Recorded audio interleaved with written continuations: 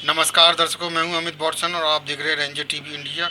आज उच्च न्यायालय खंडपीठ स्थापना संघर्ष समिति द्वारा हाईकोर्ट बेंच की मांग को लेकर 2 दिवसीय धरना प्रदर्शन आगरा में किया गया। और आइए जानते हैं क्या कहना है इस समिति के पदाधिकारियों का इस अवसर पर।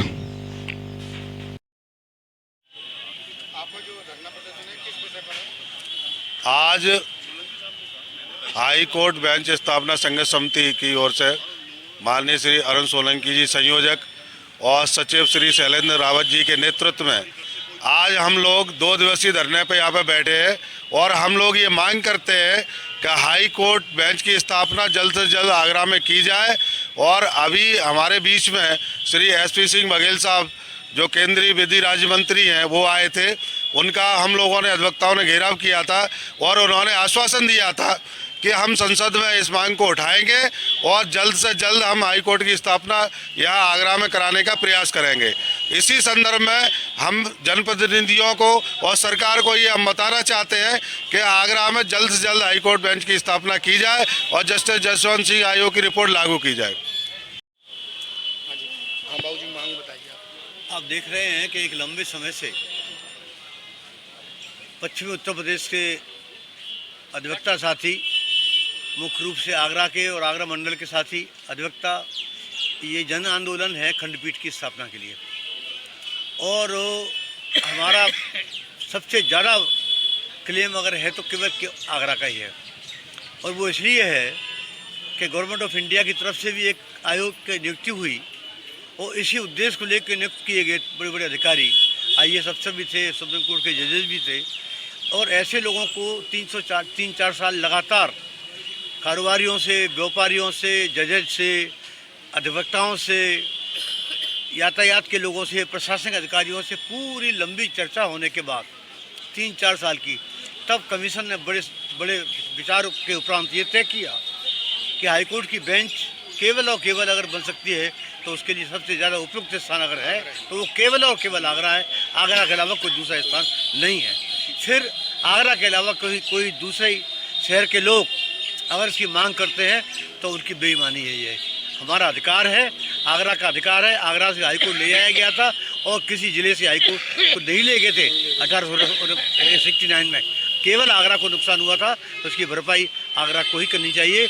और आज की तारीख में चाहे प्रदेश में सरकार हो तो भाजपा की है, केंद्र में सरकार हो तो भाजपा की है। इनके पास किसी भी तरह कोई अड़चन नहीं है, कोई परेशानी नहीं है। लेकिन मैं समझता हूँ कि इनकी नीयत में खोट है और नीयत में खोट की वजह से ये लोग इसको नहीं कर पा रहे।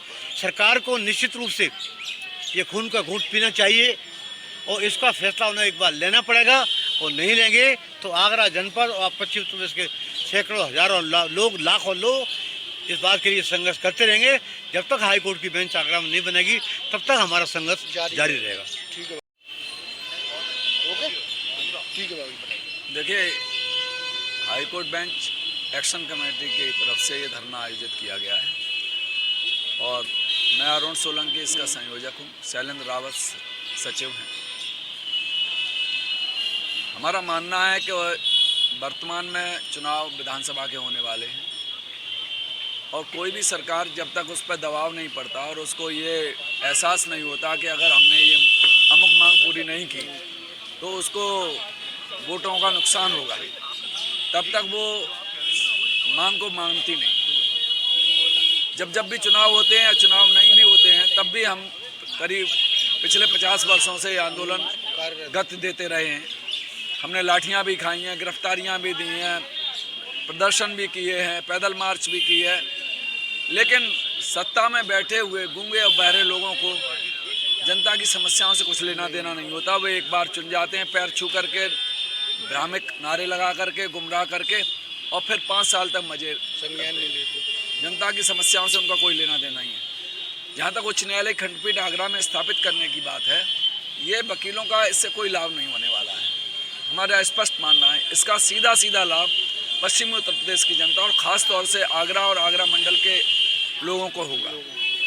करीब प्रतिदिन 50,000 लोग विभिन्न रूपों में यहाँ आएंगे, जिससे आगरा का होटल उद्योग, आगरा का पेठा, आगरा का जूता, आगरा का व्यापारी, आगरा का रिक्शा वाला, टेम्पो वाला, ये खुशहाल हो। सभी को रोजगार मिलेगा। सभी को रोजगार मिलेगा। तो उच्च न्यायालय खंडपीठ बनती है तो हमें इलाहाबाद जाने की ज़रूरत नहीं होगी।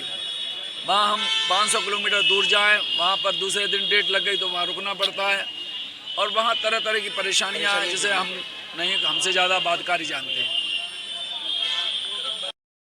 कि विधानसभा चुनाव के दौर में अगर हमने आगरा की जनता ने, पश्चिम उत्तर प्रदेश की जनता ने, अधिवक्ताओं ने सहयोग दिया और ख़ासतौर से राजनीतिक दलों और प्रतिनिधियों ने, तो हम इस सरकार पर दबाव बना पाएंगे।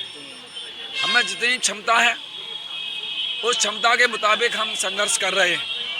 हम धरना दे रहे हैं, प्रदर्शन कर रहे हैं, मानव श्रृंखला बना, हम इस आंदोलन की अगुवाई कर रहे हैं। आप लोगों को मालूम है 2001 में हमने लाठीचार्ज को भी झेला है। प्रधानमंत्री और राजनाथ सिंह, जो आज राजनाथ सिंह हमारे सेना रक्षा मंत्री हैं, वो अच्छी तरह से वाकिफ हैं। तत्कालीन वो मुख्यमंत्री रहे हैं और केंद्र में बहुत सारे मंत्री हैं जो जानते हैं कि उच्च न्यायालय खंडपीठ जस्टिस जसवंत सिंह की रिकमेंडेशन के अनुसार आगरा में बननी चाहिए और आगरा में अगर बनती है तो Agra is the best place. Agra सबसे सर्वाधिक उपयुक्त स्थान है जो जस्टिस जसवंत सिंह ने किया।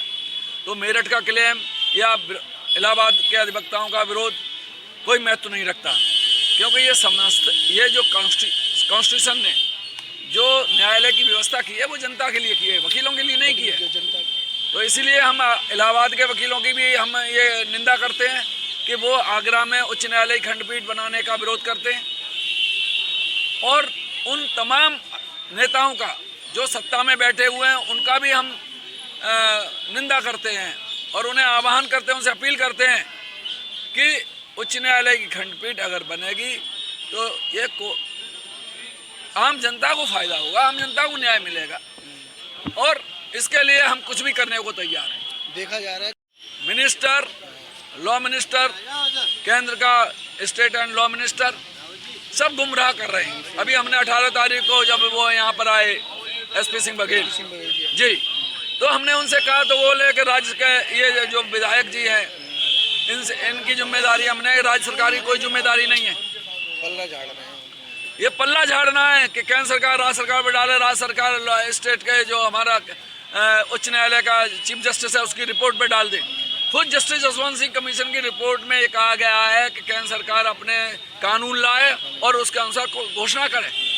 मैंने उनको ये भी बताया एसपी सिंह बघेल को कि जितनी भी बेंचें बनी हैं, चाहे मदुरई में बनी हो, चाहे वहाँ पर बंगाल में बनी हो, गुवाहाटी में, ये प्रेसिडेंशियल ऑर्डर के बाद बनी है और प्रेसिडेंशियल ऑर्डर का मतलब है केंद्र सरकार की रिकमेंडेशन के बाद प्रेसिडेंट की मोहर लगती है।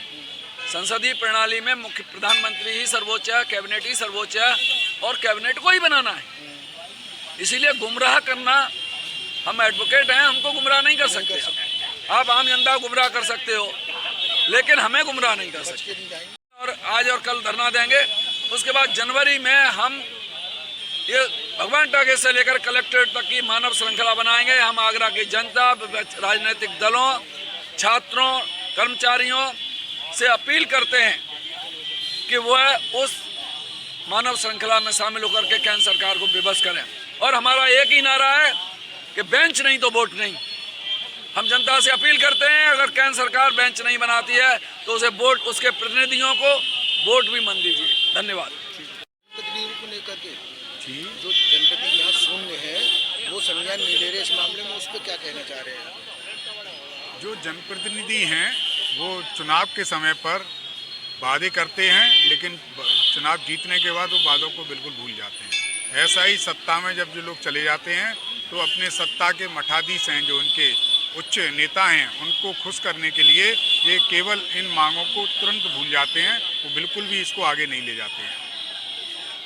संघर्ष समिति की तरफ से ये 2 दिवसीय धरना रखा गया है। इस 2 दिवसीय धरने के बाद जनवरी के माह में हमारे संयोजक महोदय और पूरी समिति बैठकर निर्णय लेगी कि आगे का आंदोलन में किस रूप में, किस प्रकार से करना है। तो जनवरी के माह में ये आंदोलन एक विशाल रूप लेने जा रहा है जो आने वाले चुनाव में है उसमें अपना असर दिखाएगा। बाबू जी, यहाँ के जनप्रतिनिधियों को लेकर के जो शून्य है यहाँ के, उनको लेकर के आप क्या कहना चाहते हैं? यहाँ के जनप्रतिनिधियों ने, जब वो जनप्रतिनिधि नहीं थे तब तो उन्होंने इस आंदोलन का सहयोग किया था। और जनप्रतिनिधि बनने के बाद कतिपय कारणों से अपने मुखियाओं को नाराज़ नहीं करना चाहते हैं, इसलिए वो बोलने में कतरा रहे हैं। और जनप्रतिनिधि नहीं होते तो उन्हें बोलने में कोई संकोच नहीं था। मैं इतनी और कह सकता हूँ कि चाहते तो जनप्रतिनिधि भी हैं कि यहाँ हाई कोर्ट बने, लेकिन जो राजनीतिक सियासत का जो विरोध है आपस का, उसकी वजह से वो अपने मुंह को दबाए हुए हैं, अपनी जबान को तोड़े हुए हैं, बोलने में असमर्थ। यही पूछना था बाबू तो। दर्शकों, आपको हमारा चैनल पसंद आता है तो लाइक करें, शेयर करें, कमेंट करें, सब्सक्राइब करें, जिससे कि हमारा चैनल आगे बढ़ सके और हम देश की सेवा कर सकें। इसी के साथ नमस्कार।